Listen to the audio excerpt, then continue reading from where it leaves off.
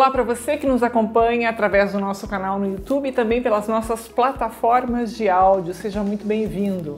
Olha, agora em março existe uma campanha muito interessante, muito importante, intitulada Março Azul, ou Março Azul Marinho, como muita gente também conhece.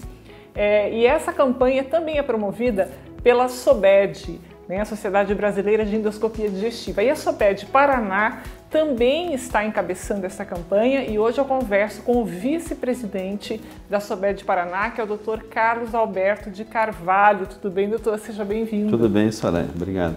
Doutor, o slogan da SOBED é "A informação salva vidas, abrace esta ideia". De que forma a SOBED Paraná envolveu seus associados e por que é importante a gente falar sobre esse tipo de câncer?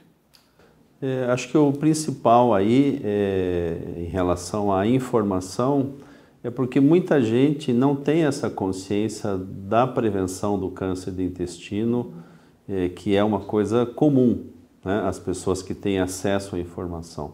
Todo mundo sabe da prevenção do câncer de mama, do câncer de próstata, mas a informação quanto ao câncer de intestino, às vezes, ela é meio perdida na população em geral. Então, a ideia da sociedade e de todas as sociedades que lidam com a prevenção é que as pessoas cada vez mais tenham a noção de que é necessário. A gente sabe que muita gente não procura por preconceito, por falta de acesso, tudo isso. Mas, enfim, se as pessoas souberem que precisam fazer a prevenção, eu acho que esse é o grande objetivo. E vocês envolveram a sociedade também, né? A SOBED, a gente recebeu release, quer dizer, foi envolvida a imprensa, poder público também, então não ficou só atrelado aos associados da SOBED Paraná, né? Sim, e existem projetos aí, não só aqui no Paraná, mas em alguns locais do Brasil, de multirões de prevenção, em algumas populações bem determinadas, até para estímulo de estudos e mensuração da incidência do câncer também. Aqui no Paraná tem um projeto que vai começar esse final de semana e depois eu posso até te trazer mais algumas informações, mas a ideia é que você tente levar isso a todos os ambientes. A gente sabe que na rede pública a prevenção em ampla escala ela é mais difícil, mas não é impossível, então a gente tem que difundir isso para toda a população realmente. Bom, o câncer coloretal tem sua principal causa ou fator a questão hereditária ou o nosso estilo de vida? O que se sabe sobre o acometimento desse tipo de câncer? Na realidade tem as duas coisas. Você tem uma população que tem uma herança genética favorável ao desenvolvimento da doença, que é uma parcela da população, mas não é a grande parcela. A grande parcela da população acaba sofrendo da doença por maus hábitos de vida, né?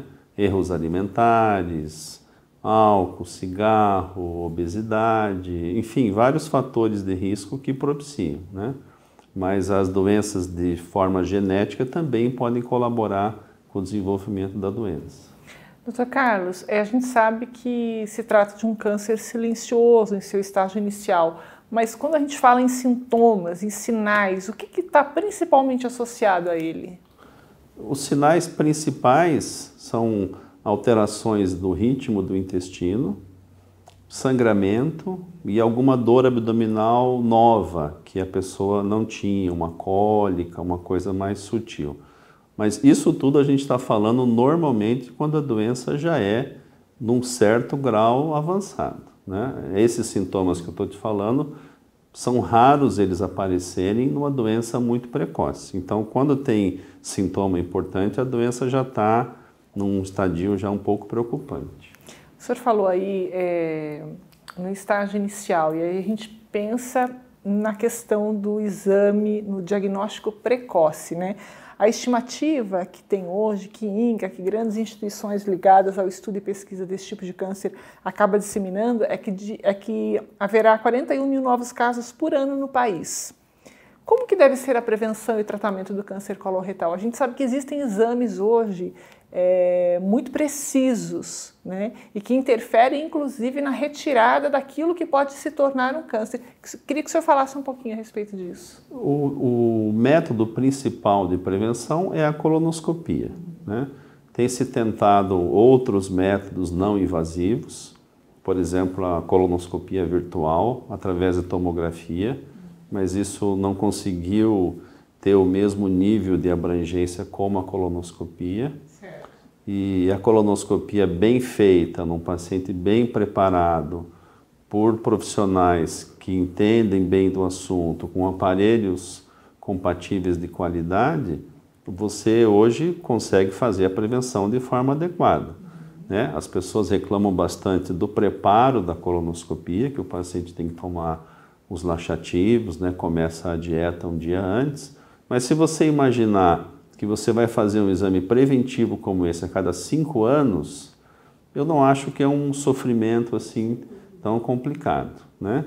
Já caindo na que você perguntou como é que é feito o segmento, né? Se você faz um exame hoje normal, você tem 5 anos de prazo para repetir.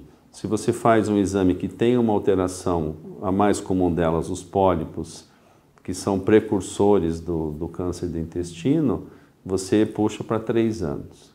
Então também não é um exame assim tão complicado se você imaginar um prazo de 3 a 5 anos.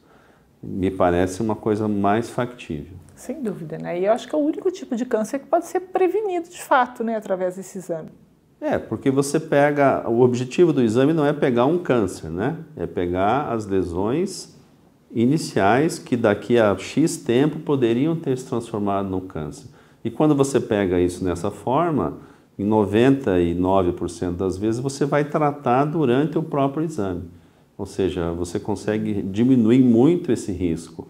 Se o paciente voltar daqui 3 anos e tiver mais alguns pólipos, você também vai promover a retirada dos pólipos. E assim você vai seguindo. Qual que é o protocolo utilizado hoje, doutor Carlos, com relação à faixa etária? A gente sabe que antigamente era pacientes acima de 50 anos que se recomendava a colonoscopia, né? Esse número mudou hoje, né? Hoje se aceita mais os 45 anos, né, em pacientes sem nenhum histórico, sem nenhum sintoma, isso de prevenção geral. Se você tem um histórico familiar, né, aquilo que nós falamos lá no começo, você tem uma genética compatível com maior risco, se você tem uma doença de base no intestino, como as colites, as poliposes, você começaria antes. Se você tem um parente de primeiro grau que sofreu de câncer do intestino, você começa antes. Normalmente se antecipa aí 10 anos antes da faixa etária geral, mas tudo depende da importância que essas situações têm no paciente. Muito bom. Bom, a gente vê que a SOBED Paraná está muito envolvida nessa questão informativa, educativa mesmo de prevenção. A sua área é da endoscopia digestiva. A gente sabe que hoje existem tratamentos terapêuticos muito avançados. Nessa área do câncer coloretal também é possível ter esse tipo de tratamento, doutor Carlos? Quando o câncer está instalado, a endoscopia já tem um papel um pouco mais limitado, porque normalmente esse câncer ele já é um pouquinho mais invasivo. Quando a gente tem a sorte de examinar um paciente que tem uma lesão muito precoce, muito inicial, o tratamento puramente endoscópico pode ser feito. O que acontece é que às vezes a gente imagina que aquela lesão ela ainda é inicial e depois que se faz o tratamento endoscópico, esse paciente vai ter que, mesmo assim, ser operado porque a análise dessa peça toda mostrou que não era tão inicial como se imaginava pelos exames. Isso também pode acontecer, mas as lesões que ainda não se transformaram em câncer, praticamente quase que 100% são tratáveis por endoscopia. Tá certo. Lesão ou úlcera no intestino pode ser câncer? O senhor comentou da lesão, né? As pessoas falam muito em úlcera também. As úlceras, uma úlcera no intestino pode ser um tumor, né? Um câncer de intestino. Mas geralmente as úlceras puras e simples estão associadas com outras doenças, as doenças inflamatórias principalmente, né? A retocolite ulcerativa, a doença de Crohn, que causam mais úlcera, porque quando a gente vê uma úlcera pela endoscopia, a gente mais ou menos já tem uma ideia se ela é um pouco mais para benigna nessas doenças inflamatórias ou se ela é um pouco mais para maligna em direção a um câncer, né? O aspecto dela já diz bastante. Tá certo. Doutor Carlos, como vice-presidente da SOBED Paraná nessa gestão, queria que o senhor deixasse uma mensagem para a população aí, para os nossos internautas, porque realmente é um câncer preocupante. Eu acho que é o segundo hoje no ranking aí que acomete homens e mulheres, né? E é uma doença que, se diagnosticada no começo, essa doença tem uma grande chance de cura. E quando a gente fala em prevenção, a gente não quer encontrar um câncer no exame de colonoscopia, a gente quer encontrar uma lesão que seja antes da formação do câncer. E essas lesões, esses pólipos, por exemplo, são completamente tratáveis por endoscopia.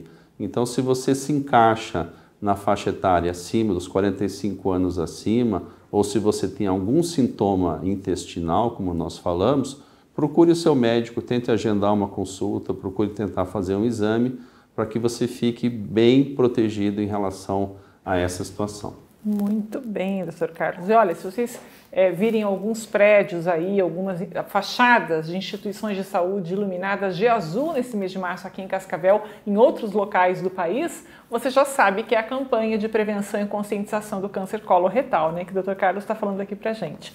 E mais, se você quer tirar dúvidas ou acompanhar o trabalho do Dr. Carlos de Carvalho, ele está no Instagram, tá? Anotem aí, @dr, né, Dr. Carlos Alberto de Carvalho. Vocês podem acompanhar também o trabalho dele na @gastrocascavel e também toda a parte informativa no @sobedparaná, como está no seu vídeo, tá bom? Doutor, obrigada mais uma vez por sua participação. Bom fim de semana, tá? Igualmente, obrigado. A gente vai ficando por aqui, lembrando que é fácil você acompanhar todas as informações sobre saúde, bem-estar e qualidade de vida. É só se inscrever no nosso canal e você será notificado de novos vídeos. A gente se encontra, até mais!